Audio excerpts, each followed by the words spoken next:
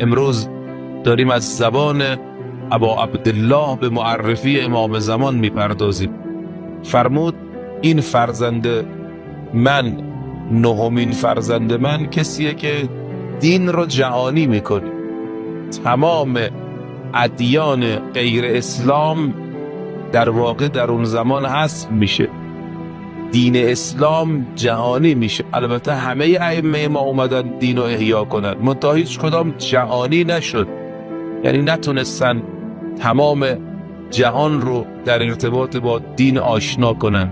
اما امام زمان خدا زمینش براش فراهم میکنه، چون قرار است به عنوان آخرین امام در جامعه باشه. بعد اینو دقت بفرمایید، حالا امام حسین کی داره این حرفا میزنه؟ هنوز شما فکر کنید 200 سال تا تولد امام زمان مانده.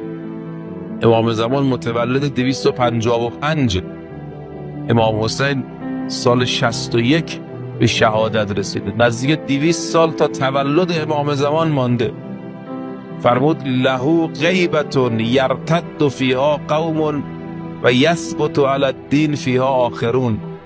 انقدر غیبت این فرزند من طول میکشه که بعضیا مرتد میشن، منحرف میشن، میگن نه آقا کو، ای میگن امام زمان، پس حالا که دیر شد لابد نمیاد. اما یه عده‌ای ثابت میمونن تا آخر عمرشون، یاد امام زمان رو زنده نگه میدارن، تا آخر عمرشون منتظرن. که خب الان نزدیک 12 قرن این انتظار طول کشیده. این دسته‌ای که در زمان غیبت میمونن، غیبتم طولانی میشه، اذیت میشن.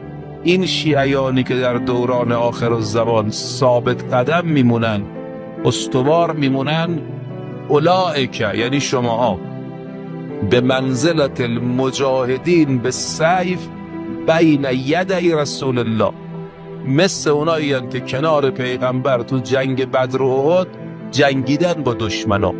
همینایی که تو زمان غیبت اعتقاداتشون رو حفظ میکنن، ثابت قدم